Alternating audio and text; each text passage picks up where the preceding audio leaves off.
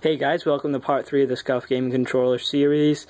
This will most likely be the last part if I don't add a little bit extra to the end. So what we have here is the controller taken apart. If you don't know how to do this, go watch part 2. It's going to have an annotation on the screen the entire time to go to part 2 and part 1 in case you missed those. So just watch the beginning of that and I'll show you how to take apart the controller. And also customize it and add like colors and stuff if you missed that one. But this one is about adding the tack switches in the back of the controller, so you can jump and knife in the game without pressing the A or B button. So for this, what you want to do is take your controller when it's together and grab it like you're in a game, like you would comfortably. And when I grabbed it, my thumb right where like one of your middle finger is in the back of the controller, just put a little mark on Sharpie there, and then take a drill. And oh yeah, what you're gonna need is soldering iron, some solder, thin gauge wire, so really thin wire that can fit in the controller. A tack switch, which is this. The tack switch is just like a button, basically. You just press it, and it goes in temporary button. Momentary switch is what they're technically called. And what you want to do is just drill a hole the size of this, and so that way you can press the button. And the little prongs are going to be inside the controller shell, so you can solder them to the right button so they can jump when you want to. So you have the little switches, and you grip the controller comfortably like I said, and you make the hole. There's the hole, you can see it right there. And it's a little bit of a rough hole. I didn't have the right size drill bit. But anyway. So you take your switch, and now I'm going to solder. Oh, also look at your switch to find the schematic, so that way you know which 2 points to solder to on it, in order so that way when you press the button it completes the circuit. Guys, you ran into a problem here.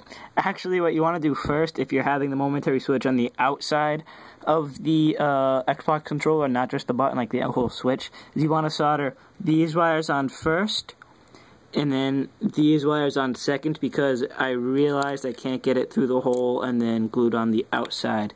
So this is going to go before you see me talk about soldering stuff, just as a warning in case you're doing it along with the video and miss it. Solder the button first before you solder the switch, and back to the tutorial. Hey guys, the next step is taking your Xbox 360 controller, finding where the A and B button are, which are those two right there. Wait, let me focus it. Focus, there we go. And what you want to do is scrape off some of the black part on the top and the bottom, and reveal the copper. And what you want to do with the two wires from the momentary switch, solder one to each of those. And by doing that, when you press the button, it will complete the circuit, and the Xbox controller will think that you pressed the A button when really you pressed that button. So just scrape off the black, reveal the copper, and solder it on, and I'll see you when it's done. After you scratch off the black and solder the first two wires to the button, thread the wires through the hole you drilled for your controller. So mine's right there. So just thread it through so that way you can attach to the button on the other side. Alright guys, so after a long amount of soldering and inhaling that awful smoke, which I tried not to, I finally scraped off both buttons, got both wires soldered, and I am moving on to the last button, which is the knifing button, which will be on the left side of my controller. So I have both wires soldered down to the buttons already. And also a tip when soldering the buttons, don't use too much solder, use a lot of solder, but make sure it's not tall, because if it's tall, then when you push down like normal, like when you press the A button or the B button normally, it's not gonna feel just right, and it might not work as well as it should. So just make sure that when you solder these buttons on the A and B circuit board, you make sure that the solder is pretty thin. As you can tell, it's pretty thin right now compared to like a big bubble of solder. So there we go. There we have it. I'm about to do the last point, and I'll see you guys then. Alright guys, I'm finally done. I got both buttons in and soldered, as you can see. It's sort of a messy job, but, you know, I don't really care what my controller looks like on the back, and honestly, no one's gonna really mind if I have ugly buttons on the back, because if you might have seen in part 2, I'll show you how to customize the look of your Xbox controller. So again, if you haven't seen that, click the annotation, and yeah. So this is the last part, and I'll show you guys some stuff when it's finished.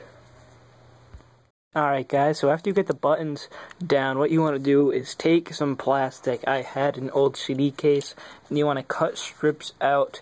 This is like 3 strips that are the size of the back of the controller. And as you can see, this is the finished product. It has the buttons under it, and it has the plastic. You can use clear plastic, you can use... I recommend like colored plastic, because clear plastic tends to shatter more easily. So you get some plastic, you know, with a little bit of bend in it. Anything. I recommend the back of the CD case. Anything really that you can find. And if you want to buy something a little bit more sturdy, you can get like some plexiglass from Home Depot or something.